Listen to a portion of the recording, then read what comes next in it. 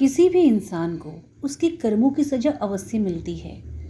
कर्म से इंसान भाग नहीं सकता। अगर अच्छे कर्म किए हैं तो फल भी अच्छा जरूर मिलेगा ही।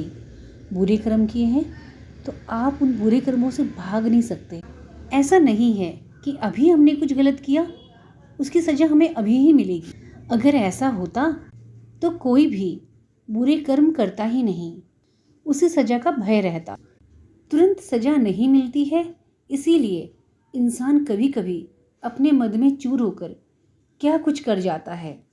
आइए कर्मों से जुड़ी हुई यह कहानी हम सुनते हैं, जो महात्मा गौतम बुद्ध के जमाने की है। एक गांव में वीरभद्र नाम का व्यक्ति रहता था। वह बहुत सीधा साधा और अपने काम से मतलब रखने वाला व्यक्ति था। वह गांव में सबसे मिलजुल कर रहता था और बड़ी ईमानदारी से अपने परिवार का पालन पोषण करता था। एक बार महात्मा गौतम बुद्ध अपने शिष्यों के साथ उस गांव में आए। उन्होंने गांव के बाहर डेरा डाला। गांव के सभी लोग दिन भर अपनी खेतीबाड़ी का काम करते और शाम को महात्मा बुद्ध का प्रवचन सुनने के लिए जाते। गांव वालों के साथ वीरभद्र भी जाता। एक बार वीरभद्र महात्मा बुद्ध का प्रवचन सुन के घर को लौट रहा था कि उसके साथ एक घटना घटी। वह जिस घर के सामने से घर को लौट रहा था, उसी घर में उसी वक्त चोर चोरी करके भाग रहे थे। एक चोर वीरभद्र से टकराया। वीरभद्र गिर गया। वह संभल कर उठता कि घर के लोग जागकर बाहर आए और वीरभद्र को चोर समझकर लाठी डंडों से पीटने लगे। उन्होंने वीरभद्र को बोलने का कुछ मौका ना दिया। वीरभद्र के सर में चोट लगने के कारण उसकी वहीं पे मौत हो गई। इतने में गांव के लोग भी प्रवचन सुन के लौटे।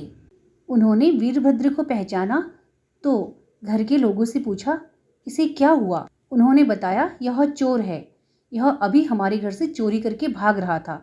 हम ही ने इसे मारा है। गांव के लोगों ने कहा, यह चोर नहीं है, यह तो महात्मा बुद्ध का प्रवचन सुन के घर को लौट रहा था। हम लोग हमेशा साथ लौटते हैं, आज यह थोड़ा पहले लौट आया। यह तो नेक इंसान था, तुमने इसे अकारण मार दिया। फिर गांव के लोग सब महात्मा बुद्ध के पास गए। उन्होंने महात्मा बुद्ध को सारा हाल सुनाया और बुद्ध से पूछा, वीरभद्र के साथ ऐसा क्यों हुआ? वह तो बहुत ही सीधा इंसान था।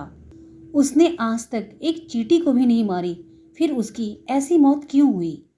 महात्मा बुद्ध ने गांव वालों को बताया, यह वीरभद्र का इस जन्म का नहीं, पिछले जन्म का कर्म है जो उसने भुगता है। महात्मा बुद्ध ने वीरभद्र का पिछले जन्म का कर्म गांव वालों को सुनाया। वाराणसी के पास एक गांव था। उस गांव में जाने के लिए एक जंगल पार करना पड़ता था। उस जंगल को डाकुओं ने अपना डेरा बनाया हुआ था। जंगल के रास्ते जाने वाले लोगों को डाकू लूट लेते थे और ज्यादा विरोध करने पर हत्या भी कर देते थे। इस दुख से परेशान होकर गांव वाले राजा के पास गए और राजा को अपना दुख सुनाया। राजा ने कुछ सैनिकों के साथ करमदेव नामक एक राजपुरुष को वहां पर नियुक्त किया। उसका काम था जंगल पार करने वाले मुसाफिरों को सकुशल गांव तक पहुंचाना। एक बार की बात है, एक नौजवान व्यापारी अपनी पत्नी के साथ बैलगाड़ी में बैठकर आया। उसने करमदेव से कहा, कृपया हमें जंगल पार करवा दें। करमदेव की नज़र उसकी पत्नी पर पड़ी तो वह उसके रूप पर मोहित हो गया। उसने मन ही मन कुछ योजना बनाई और व्यापारी से कहा, आज रात आप यहीं ठहरिए। अंधेरा होने के कारण हम आपको आज जंगल पार नहीं करवा सकेंगे। अब तो कल सुबह ही आप गांव जा सकेंगे। व्यापारी ने कहा, अभी तो इतना अंधेरा नहीं हुआ है, आप चाहें तो हमें जंगल पार करवा सकते हैं। उसने सिपाहियों की तरफ देखकर कहा, अब जो भी आएगा सबको रोक लेना। अब कल प्रातःकाल ही जंगल पार होगा। उसने व्यापारी से कहा, यहाँ पर रात बिताने वाले मुसाफिरों का रहने और खाने का प्रबंध राजा की तरफ से किया जाता है, इसलिए तुम्हें यहाँ पे रुकने में कोई तकलीफ नहीं होनी चाहिए। व्यापारी के पास कोई चारा नहीं था, वह रुक गया। करमदेव किसी भी हालत में व्यापारी की पत्नी को अपनाना चाहता था। इसीलिए उसके दिमाग में एक शैतानी युक्ति आई थी, जिस कारण उसने व्यापारी को जंगल पार नहीं करवाया। प्रातःकाल जब व्यापारी की नींद खुली तो बाहर में काफी हड़कंप मचा हुआ था। उसने एक सिपाही से पूछा, यहाँ हल्ला क्यों हो रहा है? सिपाही ने बताया, हमारे मुखिया सिपाही जी की हीरे की अंगूठी खो गई है। उसी अंगूठी को खोजने के लिए सभी बैलगाड़ियों को देखा जा रहा है। अभी तक तो अंगूठी नहीं मिली, इसलिए बाकी बैलगाड़ियों को छोड़ दिया। अब आपकी ही बैलगाड़ी रह गई है। करमदेव सिपाहियों के साथ व्यापारी की बैलगाड़ी के पास आया। करमदेव ने रात्रि में ही व्यापारी की गाड़ी में हीरा छुपा दिया था। उसने सिपाहियों से कहा, इनकी बैलगाड़ी को भी देखो, क्या पता अंगूठी इनकी गाड़ी में मिल जाए। व्यापारी ने कहा, नहीं नहीं, ऐसे कैसे हो सकता है, हम आपकी अंगूठी क्यों लेंगे।